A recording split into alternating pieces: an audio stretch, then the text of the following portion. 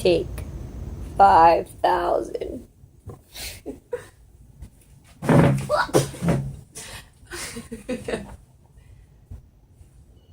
Hi guys, my name is Sarah and I'm sitting on my back porch. It's a lovely summer evening. The birds are chirping. It's really annoying.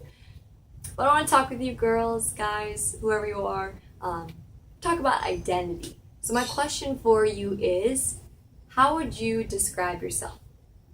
Would you say you're more sporty, maybe jock-like?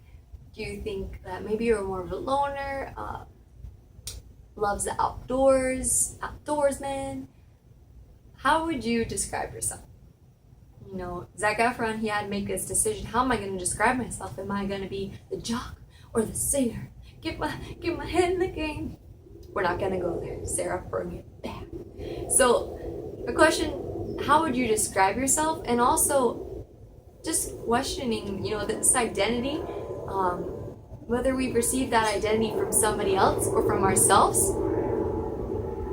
Our identities, we start living up to that. So maybe I identify myself as this, my behaviors are going to start modeling that. And there's family.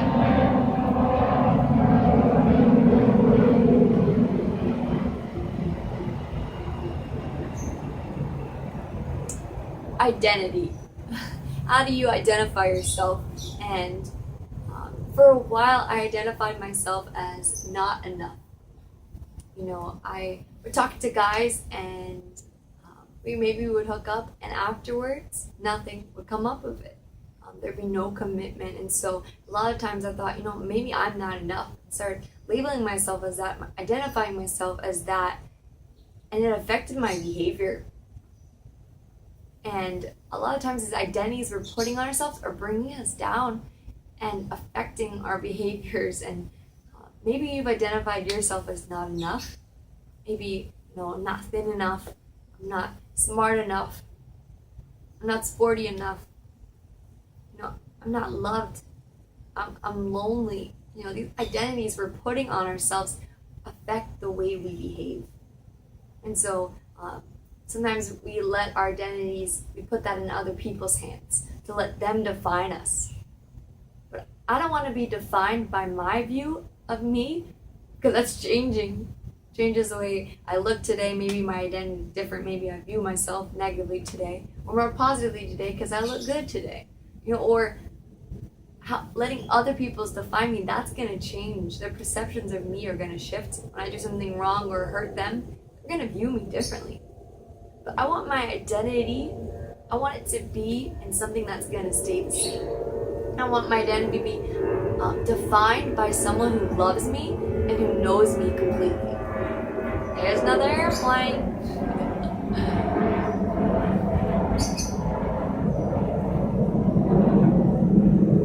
And so, someone who knows me completely, more than I know myself, and who loves me unconditionally, is God. You know, His Word, the Bible says that multiple things about me, my identity, defines me as loved, as cherished, handmade, knows me completely, right? Handmade in my mother's womb. Crazy. The Bible says it's true.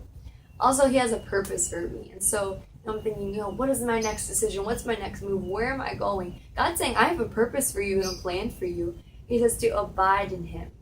You know, and so my identity is now defined by something that is not going to change based on what I do or don't do, how I act, how I talk. It's based on His love and who He says I am. And so, you know, whether you're trying to figure out who you are or going through, maybe you feel an identity crisis, just want you to know that you are loved and go to that place, go find out what God says about you. I promise you it's all good things. Well, I hope you have a good day, good night, wherever you are. Love you, bye!